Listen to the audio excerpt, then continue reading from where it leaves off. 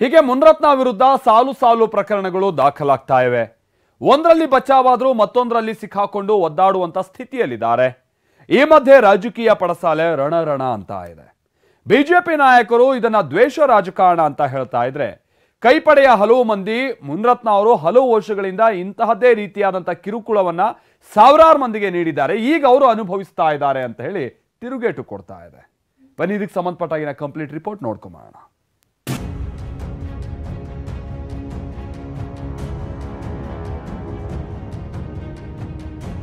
BJP ಶಾಸಕ ಮುನಿರತ್ನ ಪ್ರಕರಣಗಳ ಸಂಕೋಲೆಗೆ ಸಿಲುಕಿದ್ದಾರೆ. ಇದನ್ನೇ ಅಸ್ತ್ರ ಮಾಡಿಕೊಂಡ ಕಾಂಗ್ರೆಸ್ ನಾಯಕರು ಬಿಜೆಪಿ ವಿರುದ್ಧ ಒಂದೊಂದೇ ವಾಗ್ಬಾಣ ಬಿಡುತ್ತಿದ್ದಾರೆ.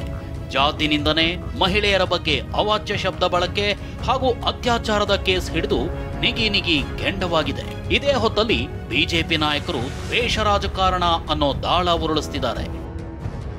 ಮುನಿರತ್ನ ಕೇಸ್ ಜೋರಾಯಿತು ನಾಯಕರ ಟಾಕ್ ಫೈಟ್. ದ್ವೇಷ ರಾಜಕಾರಣ ಎಂದು ಆರೋಪಿಸಿದ ಬಿಜೆಪಿ ನಾಯಕರು. ಬಿಜೆಪಿ ನಾಯಕರ ವಿರುದ್ಧ ಒಂದಿಲ್ಲೊಂದು ಪ್ರಕರಣಗಳು ದಾಖಲಾಗ್ತಲೇ ಇವೆ.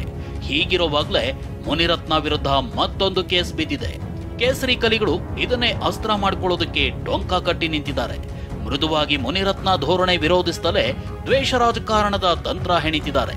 ತಪ್ಪು ಮಾಡಿದ್ರೆ ಶಿಕ್ಷೆ ಆಗಲಿ, ದ್ವೇಷ ರಾಜಕಾರಣ ಬೇಡ ಅಂತಿದ್ದಾರೆ.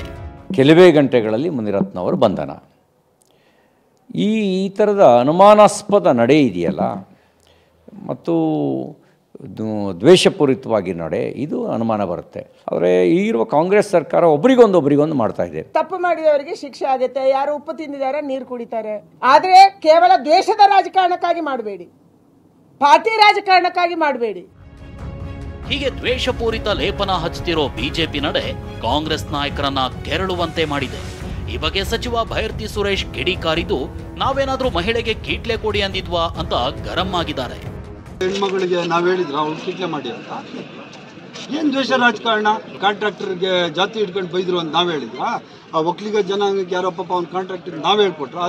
ಅದು ದ್ವೇಷದ ರಾಜಕಾರಣನ? ಸುಮ್ನೆ ಗಾಳಿಯಲ್ಲಿ ಗುಂಡೋಡಿಯೋದು ಬೇಡ. ಅವರು ನಿಲ್ಲದ ಒಕ್ಕಲಿಗ ವಾರ್. ಅಶೋಕ್ ಕಡೆಗೆ ಬೊಟ್ಟು ಮಾಡಿದ ಡಿಕೆ ಸುರೇಶ್. ಮುನಿರತ್ನ ಪ್ರಕರಣಗಳಿಗೆ ಒಕ್ಕಲಿಗ ಸಮುದಾಯದ ನಂಟು ಕೂಡ ಲಿಂಕ್ ಮಾಡಲಾಗ್ತಿದೆ. ಅಶೋಕ್ ಮೇಲೆ ಯಾವ ರೀತಿ ಅವರು ಪದ ಬಳಕೆ ಮಾಡಿದ್ದಾರೆ ಎಂದು ಗೊತ್ತಿದೆ. ಒಕ್ಕಲಿಗ ಸಮುದಾಯ ಎಲ್ಲವನ್ನೂ ನೋಡ್ತಿದೆ ಅಂತ ಡಿಕೆ ಸುರೇಶ್ ಚೆಕ್ ಮೇಟ್ ಇಟ್ಟಿದ್ದಾರೆ. ಇದಕ್ಕೆ ತಿರುಗೇಟು ಕೊಟ್ಟ ಅಶೋಕ್, ನಿಮ್ಮ ಹತ್ರ ಇರುವಾಗ ಒಳ್ಳೆಯವರು, ಈಗ ಕೆಟ್ಟವನ ಅಂತ ಪ್ರಶ್ನೆ ಮಾಡಿದ್ದಾರೆ. ಮಾತಾಡಿರೋದು ಅವರೇ, ಅವ್ರ ವಾಯ್ಸೇ ಅಂತ ಹೇಳ್ಬಿಟ್ಟು ಕೇವಲ ಕಾಂಗ್ರೆಸ್ ಮೇಲೆ ಗೂಬೆ ಕುಂಡಿಸ್ಬೇಕು ಅನ್ನೋ ದೃಷ್ಟಿನಲ್ಲಿ ಹೇಳ್ತಾರೆ. ಅಶೋಕ್ ಅವರನ್ನ ಯಾವ ರೀತಿ ಪದ ಬಳಕೆ ಮಾಡಿದ್ದಾರೆ ಅನ್ನೋದನ್ನು ಕೂಡ ಅವರ ಸ್ನೇಹಿತರುಗಳನ್ನ ಕೇಳಿದ್ರೆ ಹೇಳ್ತಾರೆ. ಒಕ್ಕಲಿಗ ಸಮಾಜ ಎಲ್ಲವನ್ನೂ ಕೂಡ ಗಮನಿಸ್ತಾ ಇದೆ. ರಾಮಚಂದ್ರ ಜೊತೆ ಇದ್ದಾರೆ ಅಂತ ಮಾಧ್ಯಮದಲ್ಲಿ ಹಾಕಿದ್ದಾರೆ, ಅವರು ಹೇಳಿದ್ದಾರೆ. ಅವಾಗಿಂದ ಅವ್ರು ಕಾಂಗ್ರೆಸ್ ಅಲ್ಲೇ ಇರೋದು. ಅವರ ಜೀವನ ಪೂರ್ತಿ 30 ವರ್ಷ ಕಾಂಗ್ರೆಸ್ ಅಲ್ಲಿ ಇದ್ರು. ಕಾಂಗ್ರೆಸ್ ಇಂದ MLA ಆಗಿದ್ರು. ಅವಾಗ ಯಾಕೆ ಅವನ ಬಗ್ಗೆ ಆಪಾದನೆ ಮಾಡಲಿಲ್ಲ? ಅವಾಗ ಒಳ್ಳೆನಾಗಿದ್ದ, ಈಗ ಕೆಟ್ಟವನಾಗಿದ್ದ. ಮುನಿರತ್ನ ವಿರುದ್ಧ ಕಾಂಗ್ರೆಸ್ DSS ಪ್ರತಿಭಟನೆ. ಮುನಿರತ್ನ ಮಾತನಾಡಿದ್ದಾರೆ ಎನ್ನಲಾದ ಆಡಿಯೋದಲ್ಲಿ ದಲಿತರ ಬಗ್ಗೆ ಕೀಳಾಗಿ ಮಾತನಾಡಲಾಗಿದೆ. ಹೀಗಾಗಿ ರಾಜ್ಯದ ದಲಿತ ಪರ ಸಂಘಟನೆಗಳು ಸಿಡಿದೆದ್ದಿವೆ. ಮೈಸೂರಿನ ಟೌನ್ ಹಾಲ್ ಮುಂಭಾಗದಲ್ಲಿ ದಲಿತ ಸಂಘರ್ಷ ಸಮಿತಿ ಹೋರಾಟ ಮಾಡಿದೆ. ಮುನಿರತ್ನ ವಿರುದ್ಧ ಧಿಕ್ಕಾರ ಕೂಗಿ ಆಕ್ರೋಶ ಹೊರಹಾಕಿದ್ದಾರೆ. ಇನ್ನು ಬೆಂಗಳೂರಿನ ಕೆಪಿಸಿಸಿ ಕಚೇರಿ ಮುಂಭಾಗದಲ್ಲಿ ಕಾರ್ಯಾಧ್ಯಕ್ಷ GC ಚಂದ್ರಶೇಖರ್, ಸಲೀಂ ಅಹಮದ್ ನೇತೃತ್ವದಲ್ಲಿ ಪ್ರತಿಭಟನೆ ಮಾಡಲಾಗಿದೆ. Bureau report, TV9.